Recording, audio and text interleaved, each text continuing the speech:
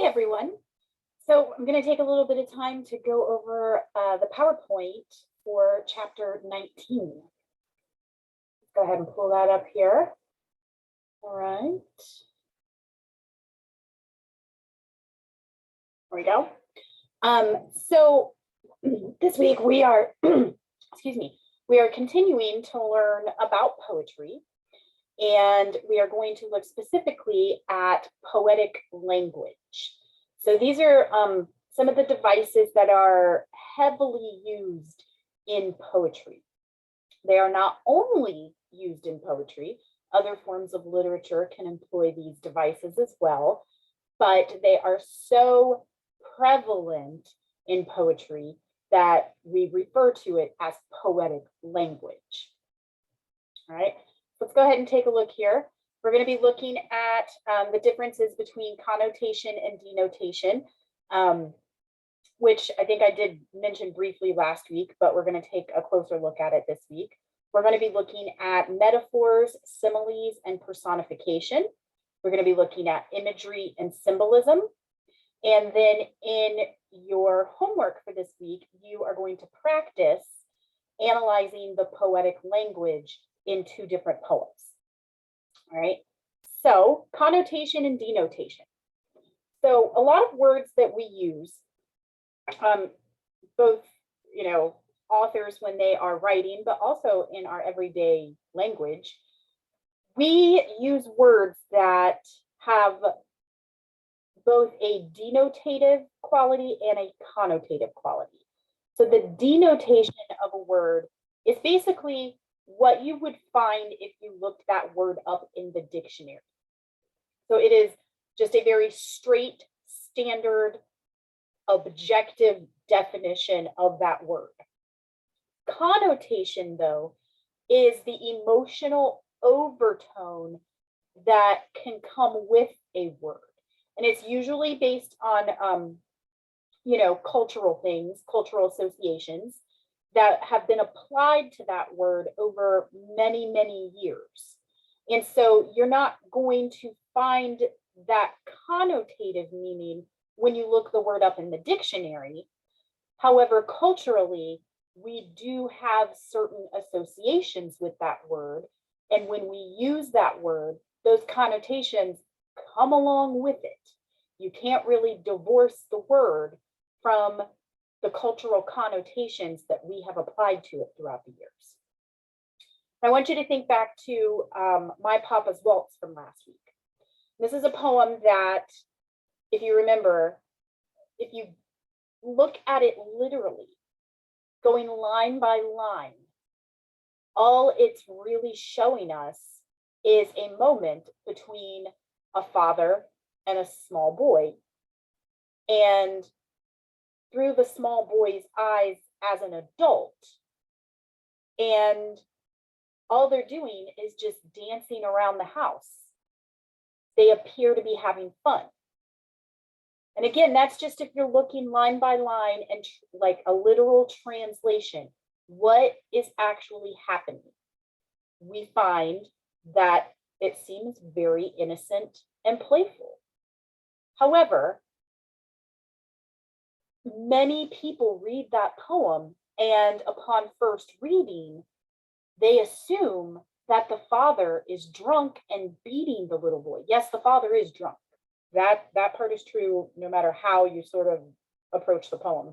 We learn that in the very first line. The whiskey on your breath could make a small boy dizzy.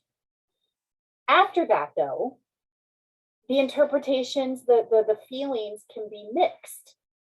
Some people will read it and they will have gone line by line and like, okay, what is happening in this line? And then what's in this line? What's in this line? And they'll come to see that picture, that moment that's being captured of the father and the son dancing around the house.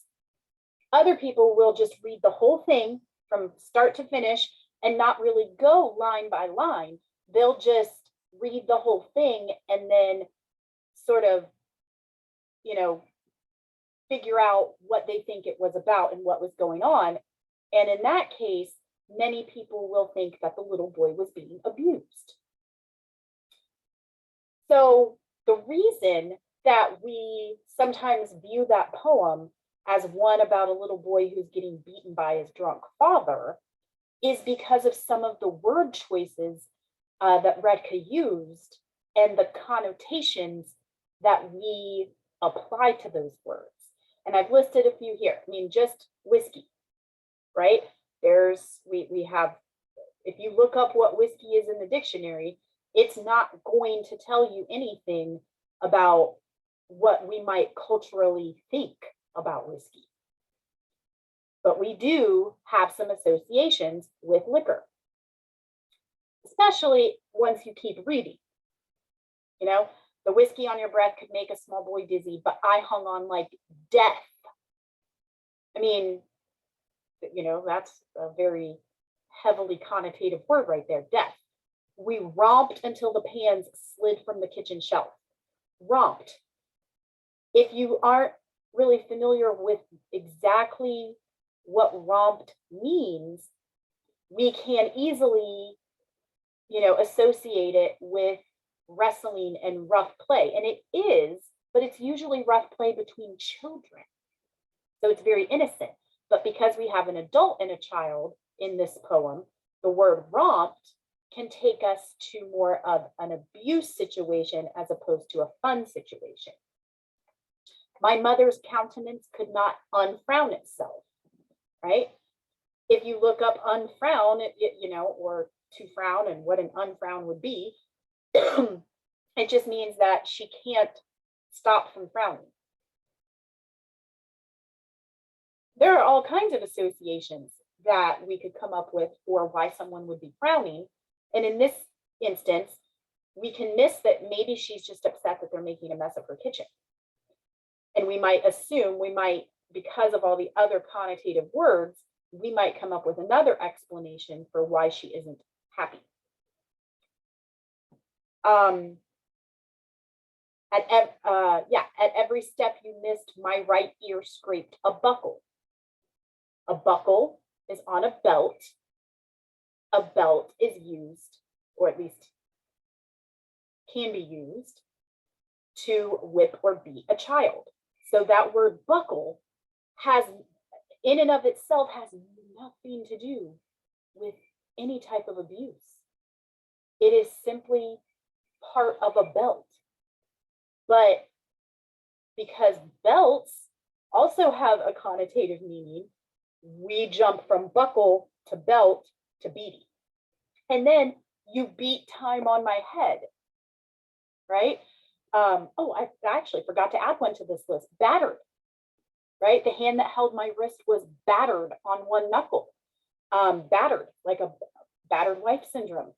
There are a ton of words in that poem that, because of their connotative meanings and the associations that we have with them, it takes us down a path that is actually quite different from what the action in the poem truly shows us.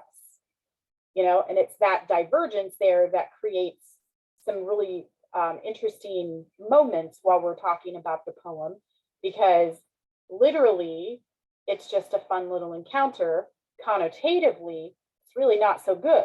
There's some bad stuff happening here, or at least being hinted at. And we kind of have to figure out, how do we reconcile these two completely different views of this poem? You know, and we do that. I think we kind of talked about that when we looked at the poem last week. But it's a great example of how those connotations influence how we interpret something. And especially when we're dealing with poetry, where every single word choice is intentional, if there is a connotative meaning to a word, you best pay attention to it, right? It might not change the literal happening of the poem, like it did with My Papa's Waltz. We never, just because those connotations are there, we still can't say that the little boy was being abused, because we know when we go line by line, he's not. He's simply dancing around the house with his inebriated father. And he seemed to be enjoying it in that moment. These connotations, though, let us know what we're supposed to make of this moment now that the little boy is an adult and looking back on it. So, or perhaps, those connotations are there to let us know that while this singular moment may have been innocent and fun, there were plenty of other moments during his childhood where dad wasn't so fun, maybe. But they're there for a reason. So anytime you come across a word in poetry, especially where you're like, this word makes me think of this, ask yourself, would it make other people think of that? Is it a word that culturally many of us associate with something else? And if you can say yes, like many people in our culture would associate buckles and belts with getting, whipped and beaten as a kid, then that is a truly connotative word. If you're looking at the word and you're like, well, it makes me think of this because of something I personally experienced 5 years ago, then you have to think, okay, well, is that something that the majority of other people would also experience, or is that just very specific to me? And if it's very specific just to you, then it's not really a connotative word. It has to be a word where the associations are such that the majority of people in our culture would also have the same association with it. That makes sense? I hope so. All right, let's move on to similes. All right, so similes are when we compare two things using the words like or as. We're actually going to take a look here at one of the poems that you're going to look at for homework. So you're kind of getting a little bit of a head start on it here. We will not be looking at the other one during this video, but we're going to look here at Dulce e Decorum Est by Wilfred Owen, and this is the first poem that you'll have to work with in the homework for this week. I'm going to go ahead and read it to you, and then we're going to look at some of the similes that are used in this poem. Bent double like old beggars under sacks, knock-kneed, coughing like hags, we cursed through sludge, till on the haunting flares we turned our backs, and towards our distant rest began to trudge. Men marched asleep, many had lost their boots, but limped on, bloodshot. All went lame, all blind, drunk with fatigue, deaf even to the hoots of gas shells dropping softly behind. Gas, gas, quick boys! An ecstasy of fumbling, fitting the clumsy helmets just in time. But someone still was yelling out and stumbling and floundering like a man in fire or lime. Dim through the misty panes and thick green light, as under a green sea, I saw him drowning. In all my dreams, before my helpless sight, he plunges at me, guttering, choking, drowning. If in some smothering dreams, you too could pace behind the wagon that we flung him in and watch the white eyes writhing in his face, his hanging face, like a devil's sick of sin. If you could hear at every jolt the blood come gargling from the froth-corrupted lungs, obscene as cancer, bitter as the cud of bile, incurable sores on innocent tongues, my friend, you would not tell with such high zest to children ardent for some desperate glory the old lie, dulce e decorum est pro patria mori.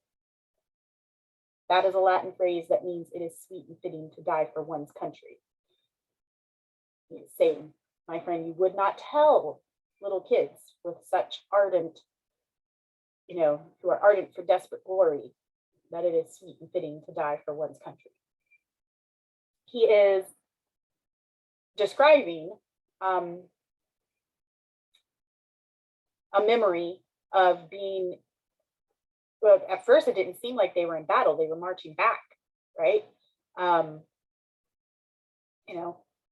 And towards our distant rest began to trudge.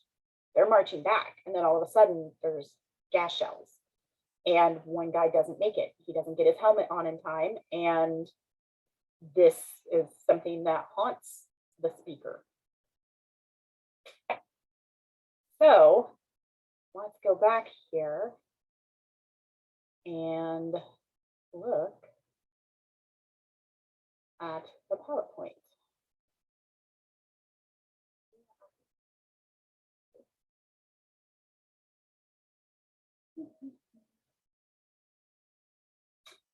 So we had a few similes here, like old beggars under sacks, right? So he's describing how the men were marching, how they looked like old beggars under sacks. They were coughing like hags. The man who didn't get his helmet on time, floundering like a man in fire or lime. And if you can imagine what that image would look like, that's what this poor young man looked like, because he didn't get his helmet on in time. And then what he looked like afterwards, his hanging face like a devil sick of sin. That poem is full of similes and imagery, which we're going to talk about too. But you can see why he's using these similes. He is trying to help us envision what the soldiers looked like marching and what this one particular soldier looked like and sounded like when he didn't get his helmet on in time, when they got gassed. And he's using images that we are a little more familiar with, like old beggars under sacks, coughing like hags, floundering like a man in fire or lime.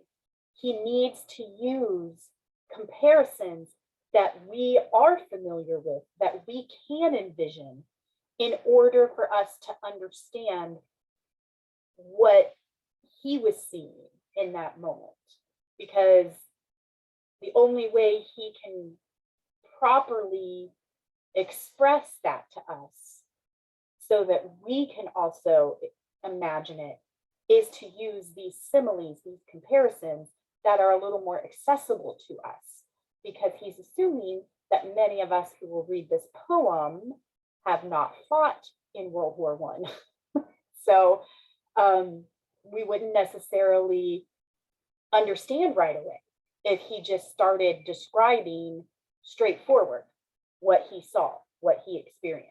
He has to rely on these comparisons so that we have a better understanding. And he does a great job at it. But that is, one way that similes can be used. We've also got another one here by Langston Hughes, one of my all-time favorites. Let's take a look at that one. This poem is called Harlem. And that's an interesting title to this poem. You want to keep that in mind as we read it. It's a very short poem.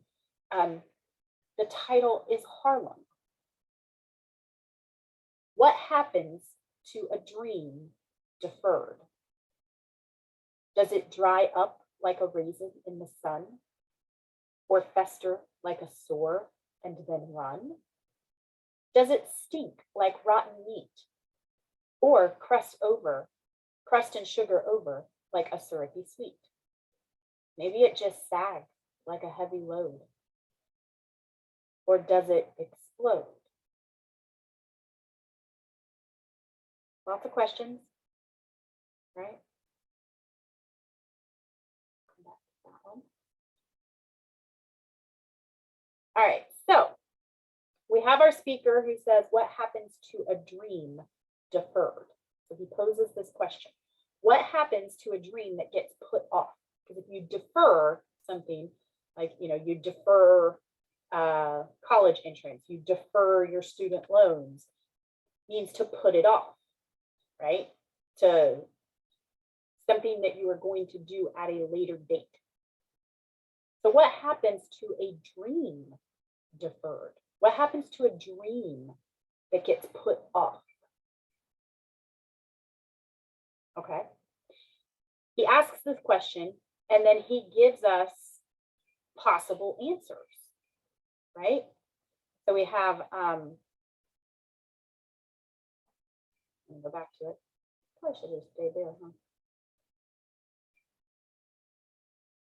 Does it dry up like a raisin in the sun? So if you put off that dream, does it just start to shrivel up like a raisin? Or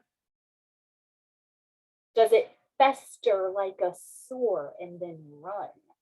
If you put that dream off, does it start to fester and get all pus filled and gross? If you put off that dream, does it start to stink like rotten meat? Does it start to spoil and go bad? Or does it crust and sugar over like a syrupy sweet?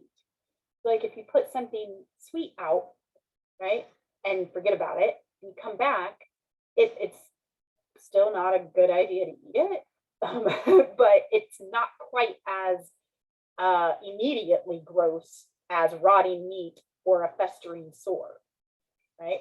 Or even, drying up like a raisin in the sun. I mean, a raisin is okay to be dried and shriveled up, but if it's not a raisin and you're leaving something else out to dry up and shrivel, it's not going to be very appetizing. It's not going to look good. It's not going to be appealing.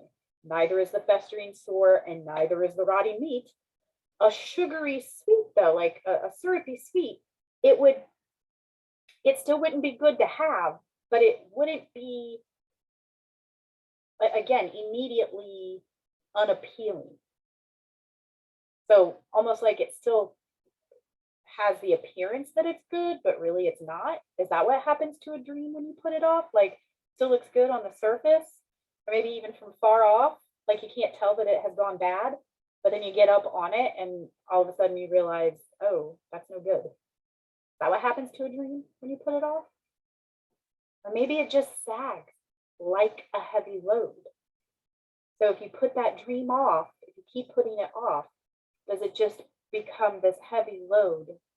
Does it just sag? The weight of it being unfulfilled? Or does it explode? Well, what's interesting is that he has used a simile in every example before, right? Does it dry up like a raisin in the sun, or fester like a sore and then run? Does it stink like rotten meat, or crust and sugar over like a syrupy sweet? Or maybe it just sags like a heavy load?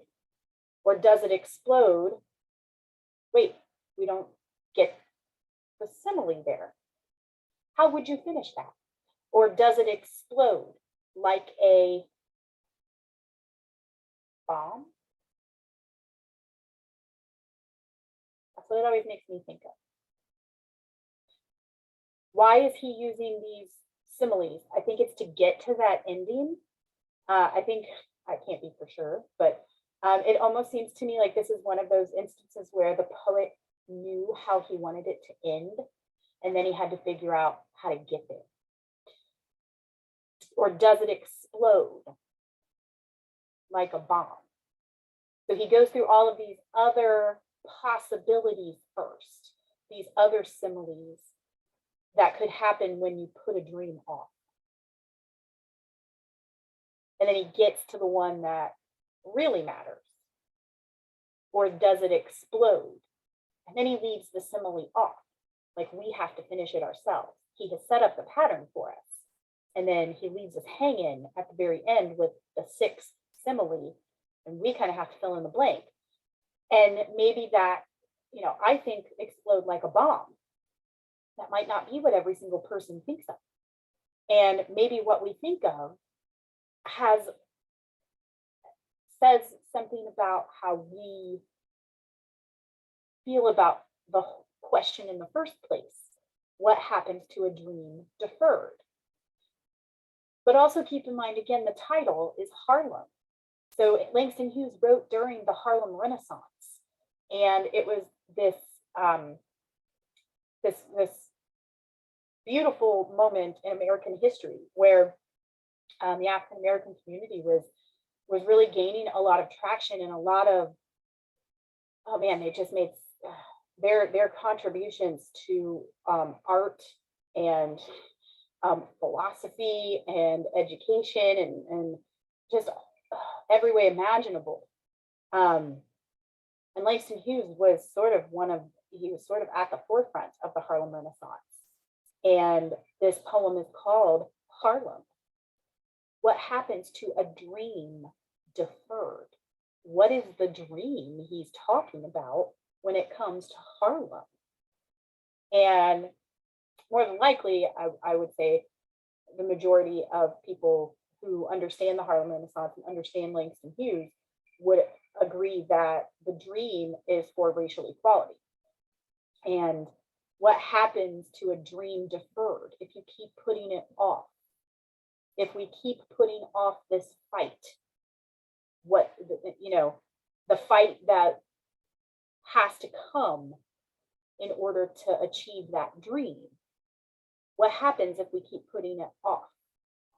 Does it dry up like a raisin in the sun, or is we just going to forget about it? Does it become this awful gross thing? Does it just continue to drag us down? Or does it explode? If we keep putting it off, does it explode? Very interesting, but love the use of similes here and visually where we have to go in our minds, and then to think of it being a dream that's deferred. Does a dream dry up like a raisin in the sun? Because that's not necessarily something that we would associate with a dream. None of these things are. So it really stretches us to make the connection. Because it's really easy to just read these questions. Does it dry up like a raisin in the sun or fester like a sore and then run? They're so short, they're so almost basic that it's easy to forget why he's making these similes in the first place, why the comparisons are there in the first place. And it's easy to forget that it's all coming back to that original question about what happens to a dream deferred. And it's easy to get to the end, or does it explode, and not make the connection. So you have to really stretch to think about these comparisons and how they could possibly relate to a dream that has been put off. Right?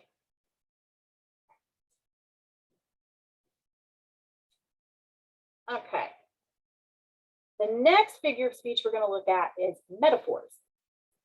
Now, metaphors are also comparisons, but they are stronger than a simile. Right? So, simile uses like or as. Metaphors do not have those words included, so therefore it's sometimes easy to miss that you're even looking at a metaphor or reading a metaphor because you don't have those clues, those words to kind of signal that a comparison is being made. You just have to understand that the comparison is there. And if you don't have those clues, then you know it's a metaphor. And if a writer is using a metaphor, then that's telling us that they feel like the comparison is super strong. So instead of saying A is like B, they're essentially saying A is B. Now, A isn't really B. And a lot of times A could never truly be B. But the poet is making use of the metaphor to show how strongly they feel these two things are alike, even though logically they are not the same. All right, so we have some examples here of some metaphors that kind of take advantage of those connotative words that we talked about in the beginning of this video. So that it can stretch the comparison even further because we have these sort of built-in understandings and associations with these words and concepts. Right, so we have an example here from Shakespeare. He uses this in Shall I Compare Thee to a Summer's Day, that poem, if you are familiar with it. Perhaps you are, but not necessarily. But at one point in the poem, he uses the line, the speaker says, "Thy eternal summer shall not fade." He is speaking to a person, a beloved, And he is comparing that beloved to a summer's day. Shall I compare thee to a summer's day? Because we assume a summer's day is quite lovely, right? Perfect, practically. And what the speaker says is actually, you're better than a summer's day. There's so many other, a summer's day can be pretty, but at the same time, there's all these drawbacks. And one of those drawbacks is that the beauty of summer doesn't last. And he's saying here, thy eternal summer shall not fade. You will always be in your summer. That beauty shall not fade. He is, the metaphor there, the comparison is actually the season. Thy eternal summer shall not fade. People don't actually have seasons. A person's life doesn't have seasons, except in a metaphorical way. So the summer of life is when you're in your prime, right? And then fall, the fall of your life would be as you're getting, middle age, little older. And then your winter is old age, as you're getting closer and closer to death, basically. Obviously, the spring would be your childhood and adolescence, maybe your 20s, maybe 30s nowadays. I don't know. But the whole idea is just, the way that the seasons progress and change is a metaphor for the progress of our lifespan as well. So we do not actually have a spring, summer, fall, and winter as humans. It's simply a metaphor. We go back to the Owens poem, Dulce et Decorum Est. At one point, he says that the soldier was drunk with fatigue and that there was an ecstasy of fumbling as the men were trying to get their helmets on. A person cannot really be drunk with fatigue. You can't be drunk on fatigue. But we can imagine what that moment looks like because we know probably what it is like to be drunk, or we have seen someone who has been drunk. And we also know what fatigue feels like. So we can imagine what it looks like if someone could be drunk with fatigue. But since that's not technically possible, it's really more of a metaphor, right? He is comparing two things there. So strongly, but they can't really be the same.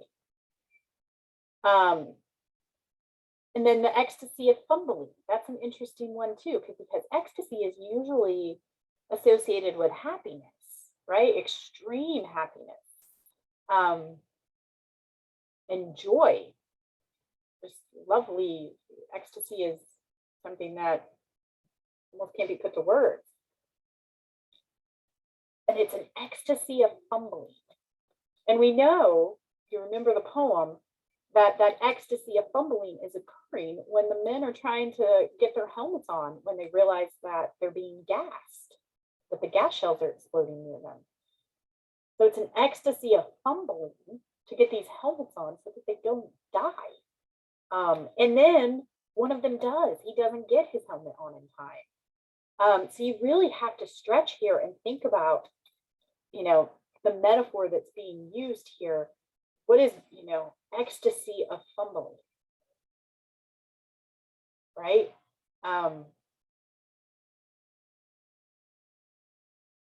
This comparison here of fumbling for something so desperately that it looks like ecstasy. It's a very intense metaphor, very intense comparison. And you'll see a lot of those in that poem. There's some, the poetic language that Wilfred Owen uses in Dulce et Decorum Est is pretty top notch. And then you've also had some encounters with metaphors already in the discussions. So our week 1 discussion was on wanted dead or alive. And I had already mentioned how that whole song was an extended metaphor. You know, he's saying, I'm a cowboy on a steel horse I ride. And we know that he's really not a cowboy and he's not riding a steel horse. That's impossible. So what is it a metaphor of? He's comparing the life of a musician on the road to the life of a cowboy who's wanted dead or alive, right? That carries through the whole song. We looked at Master of Puppets. And Master of Puppets, we've got a lot going on in that one. Something that we're going to talk about here in just a moment, which is,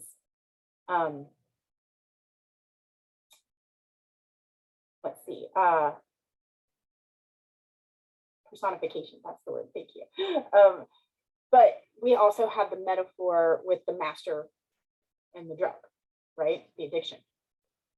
We've already had a little bit of experience with metaphors, but let's go ahead here, take a look at a couple more.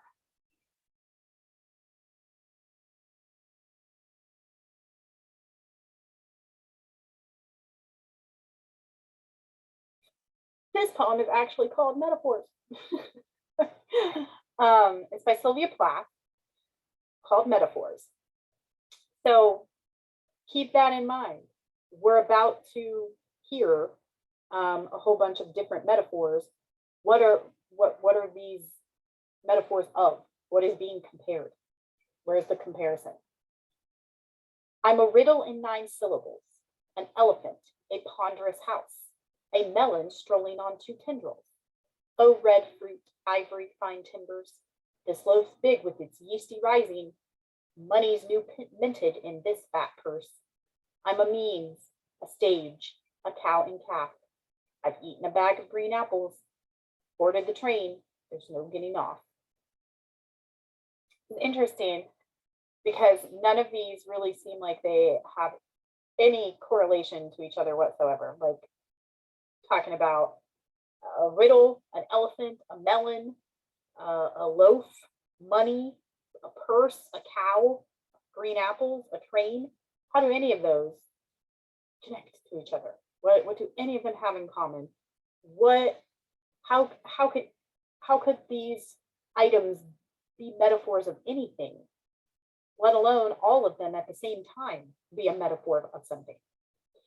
So I'm a riddle in 9 syllables, something that is mysterious, hard to figure out, and 9 syllables. So what is 9 syllables?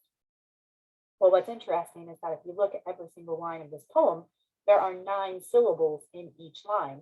I'm a riddle in 9 syllables, an elephant, a ponderous house, a melon strolling on 2 tendrils.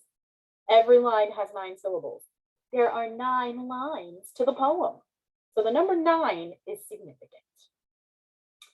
I'm a riddle in 9 syllables, something mysterious and hard to figure out, with the number 9 being significant.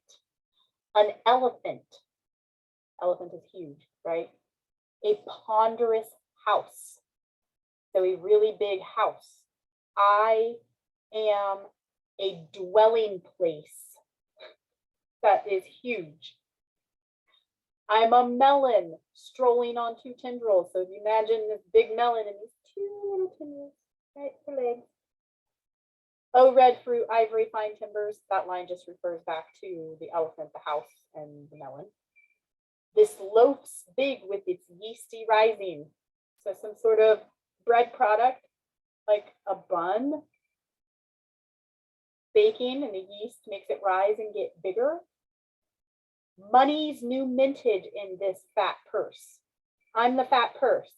Money is new minted in this fat purse. So something valuable that is being created. I'm a means, a stage. I'm just the vessel. A cow and calf, a cow giving birth. I've eaten a bag of green apples. What would happen if you ate a bag of green apples? And probably not. She probably doesn't mean like Granny Smith apples that are supposed to be green. She probably means green as in maybe not ripe yet. I guess maybe an apple could go green if it's spoiled. It's actually past the time you should eat it. I don't know, either way, if you're eating them before they're ripe or eating them after they've gone bad, you're probably going to be pretty nauseous. I've boarded the train. There's no getting off. There's no turning back now.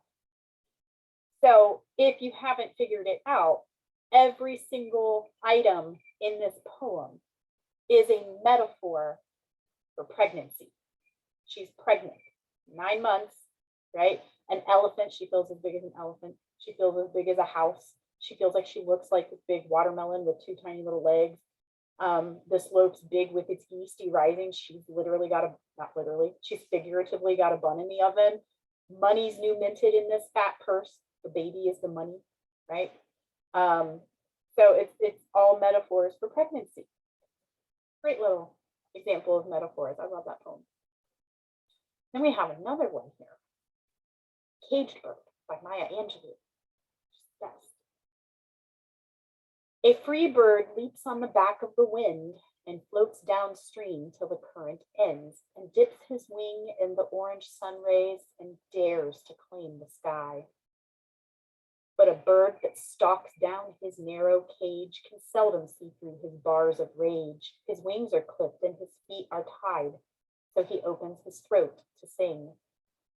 The caged bird sings with a fearful trill of things unknown, but longed for still, and his tune is heard on the distant hill. The caged bird sings of freedom. The free bird thinks of another breeze, and the trade wind soft through the sighing trees, and the fat worms waiting on a dawn bright lawn, and he names the sky his own. But a caged bird stands on the grave of dreams. His shadow shouts on a nightmare scream. His wings are clipped and his feet are tied, so he opens his throat to sing. The caged bird sings with a fearful trill of things unknown, but longed for still, and his tune is heard on the distant hill, for the caged bird sings of freedom. We're going to come back to that poem for another literary element here shortly. But in this case, we're looking at how it employs metaphor. And this is another extended metaphor because the comparison isn't just a one and done. She carries the metaphor throughout the whole poem. And what we're comparing, this part is probably pretty obvious. The free bird and the caged bird.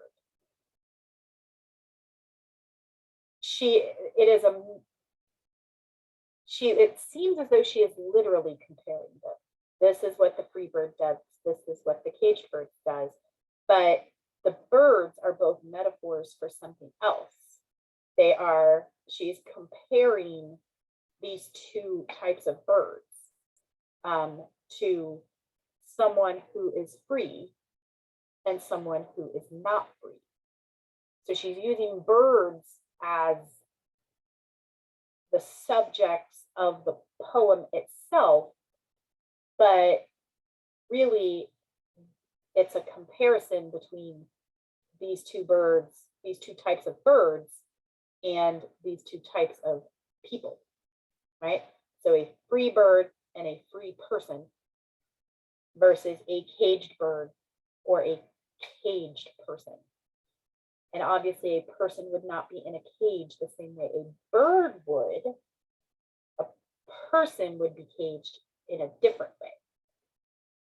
Perhaps not, it could be in a physical manner, but not necessarily in a physical manner. But great example of another extended metaphor, and how you do have to think what lies beneath the surface of the poem, because this is one of those where I think people understand the intention behind it and the vibe that comes with the poem, but they don't always take that extra step to figure out what the two birds are being compared to. I mean, they're being compared to each other, but they're also being compared to something outside of the poem, right? We're going to come back to caged bird though. But first, let's talk about personification. All right, so I mentioned this, I believe, when we discussed Master of Puppets by Metallica, which was the song we looked at for the week 2 discussion. Right? So personification is when we give human characteristics to things that are not human. It happens all the time with children's stories, fairy tales, fables, nursery rhymes, cartoons, TV shows, movies, you name it. We love using personification when we create things for children. I'm sure there's some psychology behind that, a lot of psychology behind that. But if you think about all of the books and shows and movies that you watched as a child, that perhaps your children have watched, if you have little ones, what they're watching now, personification is heavily used with children. We have animals that act like humans, objects that can act like humans. We could even have feelings that act like humans, abstract concepts that are given human form. So it's used a lot in poetry as well, not quite as over the top and I don't want to say silly, but for lack of a better word, it's not the same way that personification is used with children's literature and children's media, but still used. And oftentimes it's used in an interesting way. And I think that example from Master of Puppets is a very interesting way in which an idea or a concept, an abstract concept, is given human characteristics. Because if you remember, the master, the puppet master in that song, the one who is the speaker throughout most of the song, is the drug, or you could say the addiction. That's not human, but we have given it human characteristics in those lyrics, right? It has a voice, it has agency, it can act. All right, so that's interesting. But I have another one here by one of the most celebrated American poets, Emily Dickinson. Oh, so.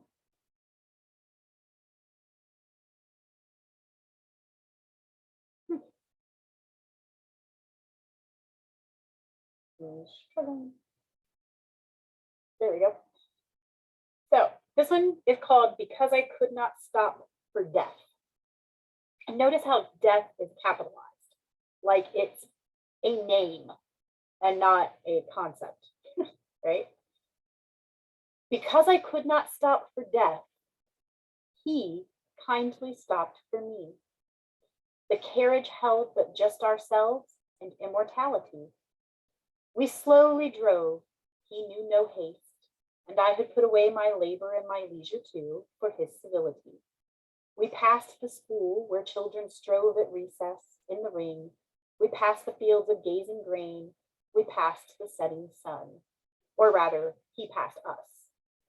The dews drew quivering and chill, for only gossamer my gown, my tippet only tulle.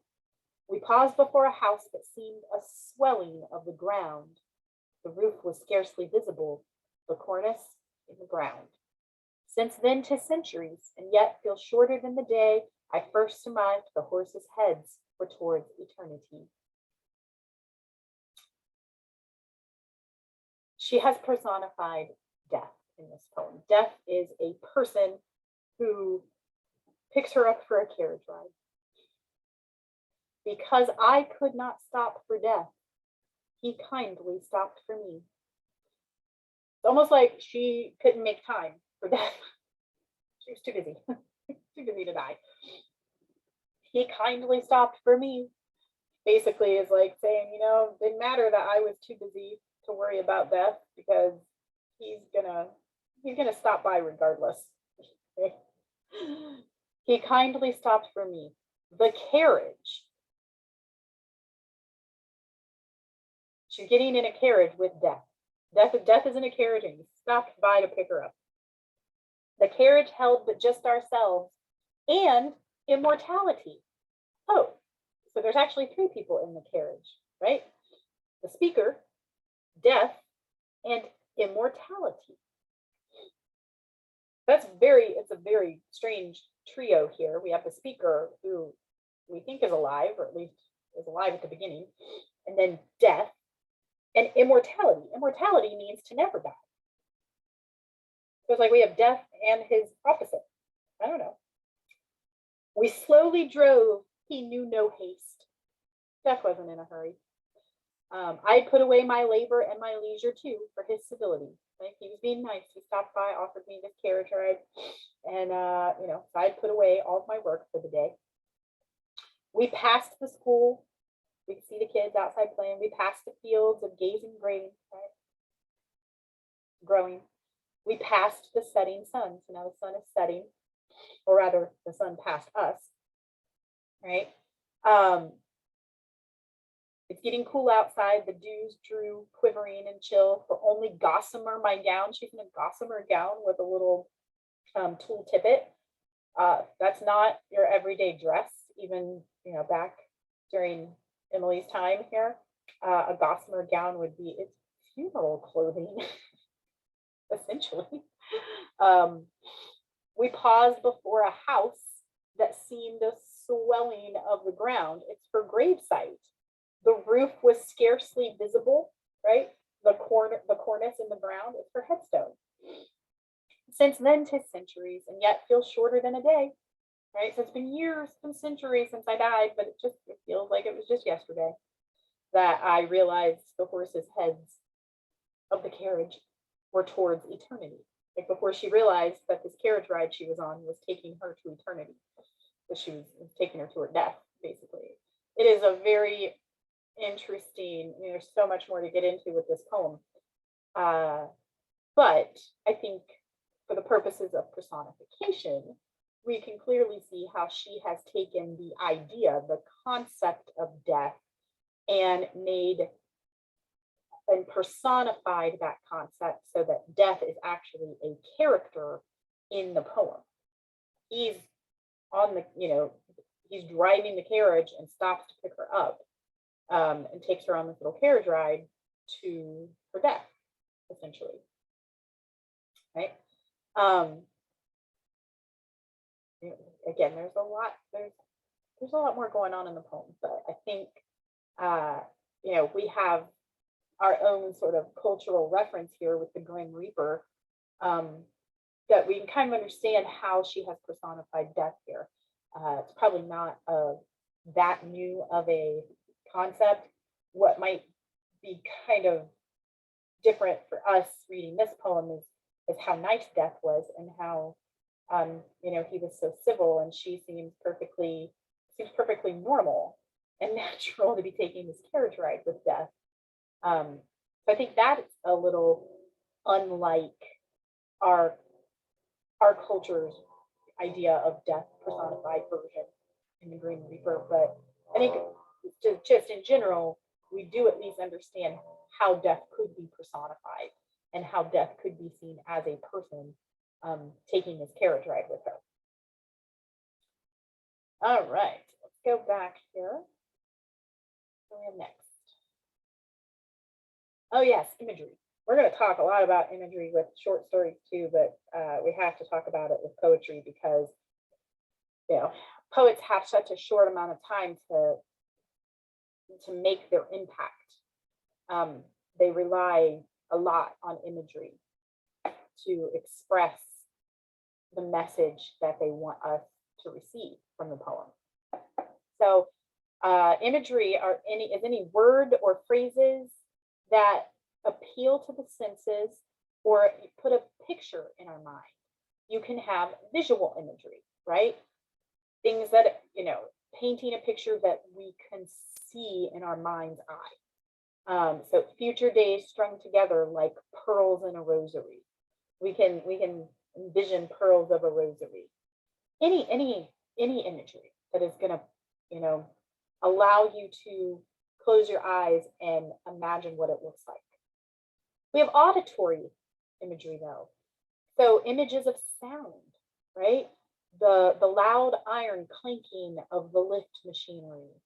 There's going to be poems that employ sound to help us envision the scene. Gustatory are images of taste, right? The acrid metallic taste of gunfire. We know what an acrid metallic taste is, right? Acrid metallic taste of gunfire. Kinetic is imagery of motion. So bumping like a helium balloon at the ceiling of the brain, right? So bumping like a helium balloon at the ceiling of the brain. We can imagine what that feels and looks like. Thermal is images of temperature. We're going to read a poem. I've already read it. Those Winter Sundays, where he uses the phrase "the blue black cold of early morning." Right. So it's getting us to imagine that temperature, the blue black cold of early morning. And then there's tactile images of feeling, what something feels like. The ache of marriage throbs in the teeth. If we know what a toothache feels like, right?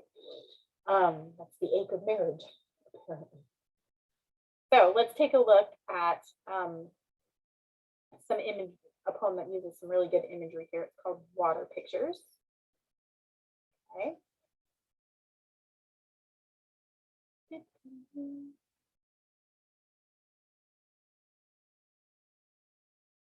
Water Picture by May Swenson.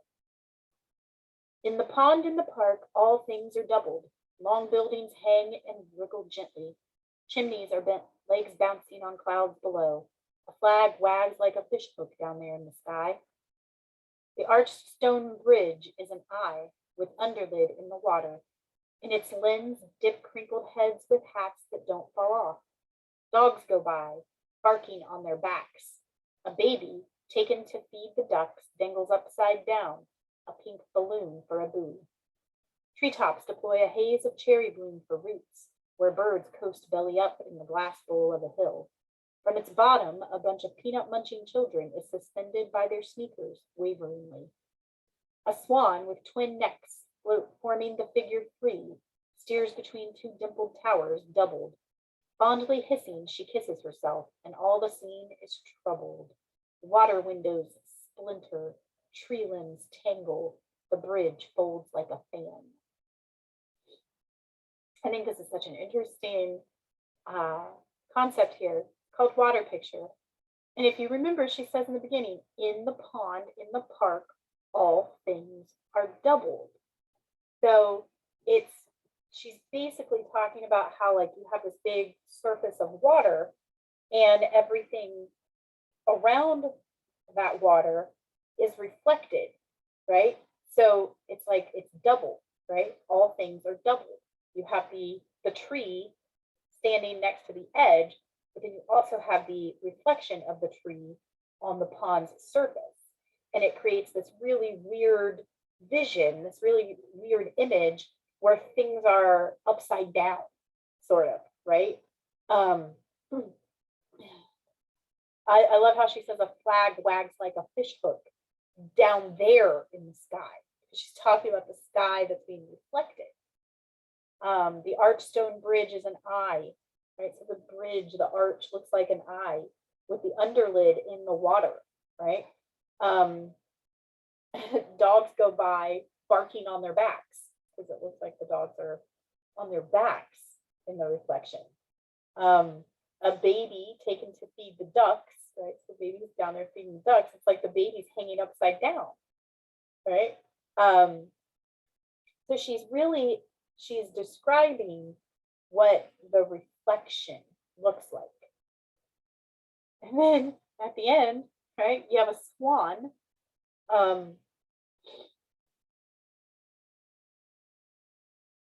Fondly hissing, she kisses herself. So she's kissing her reflection. The swan, she's probably not really kissing her reflection, but that's what it looks like. But once she touches the surface of the water, it ripples, and then everything kind of tangles and tumbles and is no more, right? So it's very cool imagery, but you can, even though it's weird to think of, the dog barking upside down and the baby being dangled to feed the ducks, we can, if you understand the beginning of the poem where she's talking about the pond, all things are doubled. If you realize that she's talking about the reflection on the pond's surface, then everything makes sense, and you can really start to imagine what these things look like. And then what it looks like for the swan's ripple effect to sort of disintegrate all of it.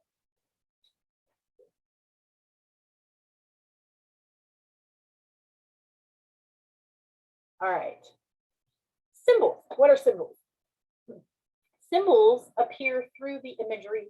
They appear through the similes and the metaphors, perhaps even the personification. And it is when a repeated image gathers significant meaning, and then it seems to stand for something more than itself. That is a symbol. We have a lot of common symbols culturally. We often think that white symbolizes innocence and purity. Why we put babies in white, why we have this antiquated notion that brides should wear white on their wedding days to symbolize their innocence and purity. Black is often a symbol of mystery or death. The eagle is a symbol of freedom. An eagle by itself means it has absolutely nothing to do with freedom, but because of how it has been used throughout literature and media, it has gained significance. It has come to have a meaning more than itself. So now an eagle is seen as a symbol of freedom. An owl is seen as a symbol of wisdom. A dove is seen as a symbol of peace. A snake is seen as a symbol of evil. Springtime is a symbol of new beginnings and birth. Right? There are so many other sort of common symbols we could go through, but that's just very easily accessible ones that I think everybody can kind of understand. Like, oh yeah, you're right. We do think that eagles symbolize freedom. And yes, doves are thought to be symbols of peace. So just some very easy symbols to sort of, kind of open up this section here about what symbolism is. All right, but let's go back to caged bird, because I said we would come back to it.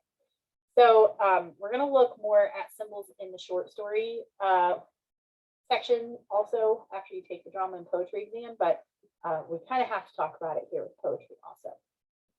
So going back to Caged Bird by Maya Angelou, we already looked at how it's an extended metaphor and how she's comparing the two different types of birds.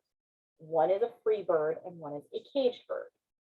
What is the symbolism here though? And this is one where the metaphor is so closely related to the symbolism. It is almost impossible to separate metaphor and symbols here in this poem. But we can as much as possible. We've got the metaphor, the comparisons of the two birds, and what she is comparing them to that are not in the poem, and that is a people, right? But there is a little more symbolism as well. What is the cage a symbol of? Right? The caged bird. And if that's supposed to be a metaphor for a person, how could a person be a caged bird? Slavery, segregation, racism. What is the caged bird's song a symbol of? She says, it's a song of freedom, but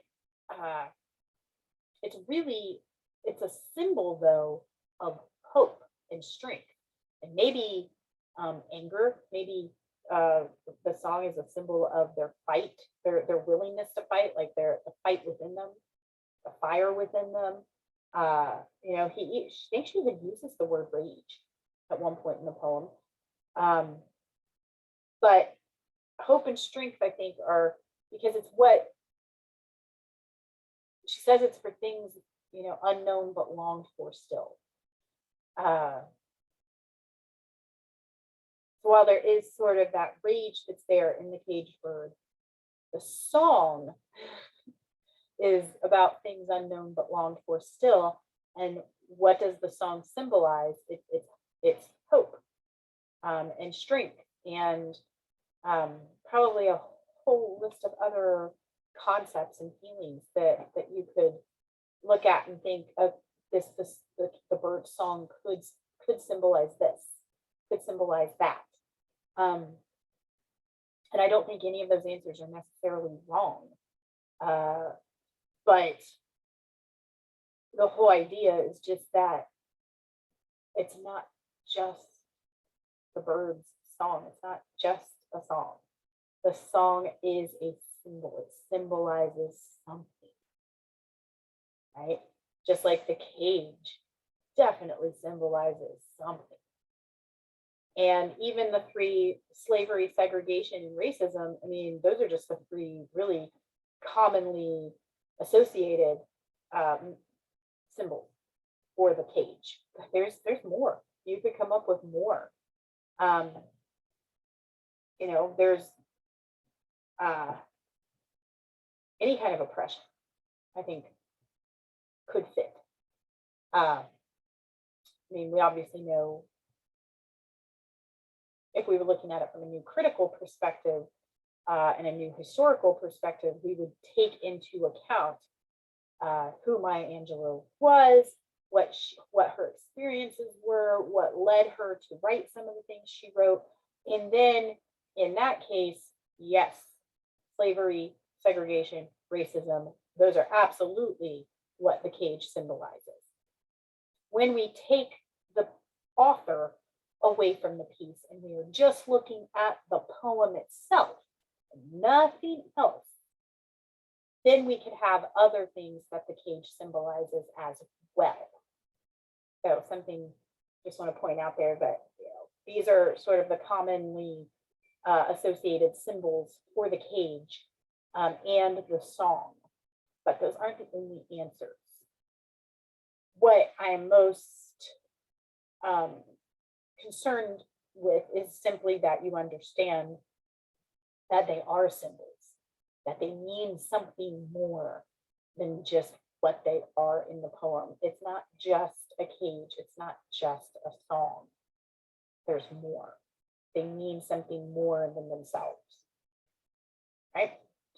Okay, so we've looked at connotation and denotation, metaphors, similes, and personification, and imagery and symbolism.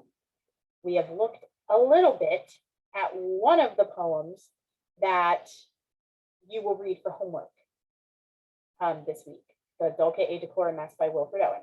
We're going to take a look at another one called What Lips My Lips Have Kissed by Edna St. Vincent Millay. You're going to be looking at both poems for this poetic language that we have been looking at here in this lesson.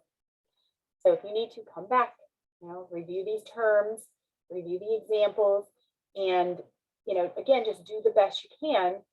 I will provide follow-up lessons on both poems next week, but not only do you want to try to do well just for the sake of doing well on the assignment, but both those poems are going to show up on the drama and poetry exam as well. So do as well as you can to understand both of them as you're doing the homework, and then make sure that you watch the follow-up lessons next week so that then you can put all of that together and have everything you need to do well on those questions on the drama and poetry exam. Okay? All right. If you have questions about any of this, let me know. Otherwise, you're free to go ahead and move on.